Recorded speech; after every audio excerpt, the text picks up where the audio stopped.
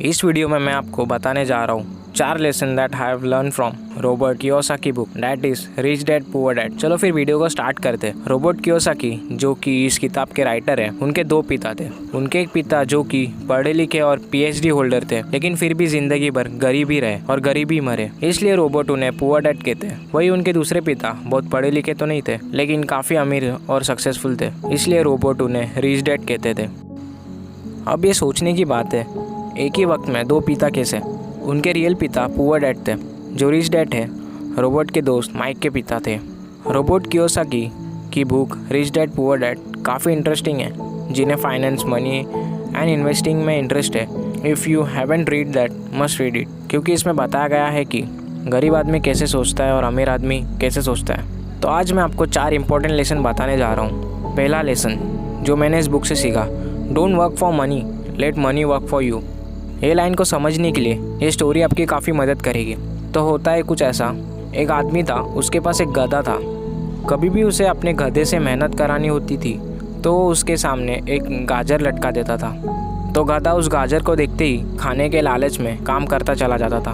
उसे बड़ी उम्मीद थी कि कभी ना कभी वो गाजर तक पहुंच ही जाएगा, लेकिन उस आदमी के लिए एक अच्छी खासी तरकीब बन गई थी काम करवाने की। मगर उस गधे को कभी गाजर मिल ही नहीं पाई, क्योंकि वो गाजर उसके लिए एक छलावा था। बहुत सारे लोग भी ठीक उस गधे के तरह ही होते हैं, मेहनत पर मेहनत करे चले जाते हैं इस उम्मीद पे कि वो एक दिन अमीर बनेंगे, मगर पैसे उनके लिए एक सपना ही बनकर रह जाता है। इस सपने के पीछे भागने से उस तक कभी नहीं पहुंच सकते। तो पैसे के लिए काम करने की बजाय पैसों को अपने लिए काम करने दीजिए। जनरली लोग अमीर बनने के लिए बहुत सारी मेहनत करते हैं। उनकी कोशिश ये होती है कि उन्हें अच्छी से अच्छी नौकरी मिल जाए, ताकि उन्हें हर महीने अच्छी सैलरी मिलती रहे। और उसी तरह काफ़ी सारे लोग एक रैट रेस में फंस जाते हैं। तो अब बढ़ते दूसरे लेसन की तरफ। Don't work to just earn money, work to learn. तो हुआ क्या था, रॉबर्ट कियोसाकी एक इंटरव्यू में थे अपने बेस्ट सेलिंग बुक के लिए। तो इंटरव्यूअर ने उनसे एक क्वेश्चन पूछा, सर मैं भी आर्टिकल्स लिखती हूँ, मैं भी एक राइटर ही हूँ, लेकिन लोग मेरी बुक्स नहीं खरीदते।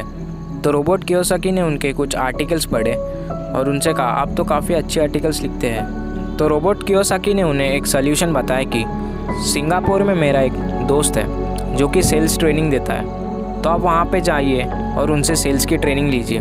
तो इस बात पे जो इंटरव्यूअर थी इस बात पे चिढ़ जाती है और बोलती है, सर मुझे ये सब सीखने की क्या ज़रूरत, मेरे पास तो काफ़ी सारी डिग्रीज है। और वो इतना बोलकर जा रही होती है। तभी रॉबर्ट कियोसाकी उन्हें रुका के बोलते हैं, ये देखिए मेरे बुक पे बेस्ट सेलिंग ऑथर लिखा है, ना कि बेस्ट राइटिंग ऑथर लिखा है। तो उसे कुछ समझ नहीं आता। और फिर रॉबर्ट कियोसाकी समझाते हैं कि हमें ज़्यादा सीखने पे फोकस करना चाहिए, ना कि ज़्यादा पैसा कमाने पे। ये था सेकेंड लेसन जो कि मैंने इस बुक से सीखा, work to learn not to just make money. अब बढ़ते हैं तीसरे लेसन की तरफ, वो है understanding the difference between assets and liabilities.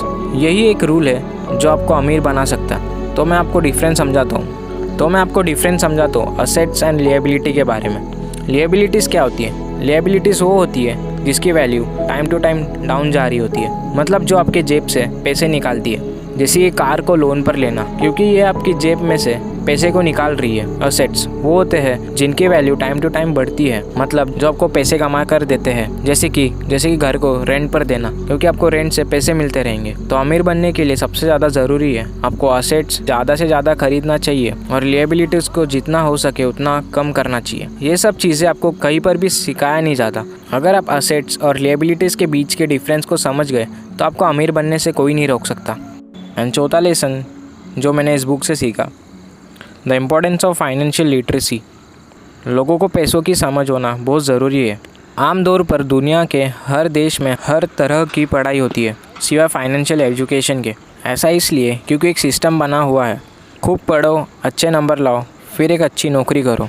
लेकिन सच्चाई ये है कि किसी भी तरह की जॉब आपको अमीर नहीं बना सकती। किसी भी स्कूल में आपको ये सब सिखाया नहीं जाता। स्कूल में तो बस आपको अच्छी जॉब कैसे मिलेगी उसी के बारे में सिखाया जाता है। ये कभी भी नहीं सिखाया जाता अपने पैसे को कैसे ग्रो करें। इसीलिए फाइनेंशियल एजुकेशन बहुत इंपॉर्टेंट होती है। तो ये थे 4 लेसन जो मैंने रिच डैड पुअर डैड से सीखे। तो वीडियो कैसी लगी मुझे कमेंट करके ज़रूर बताना। मैं मिलता हूँ आपको अगले वीडियो में।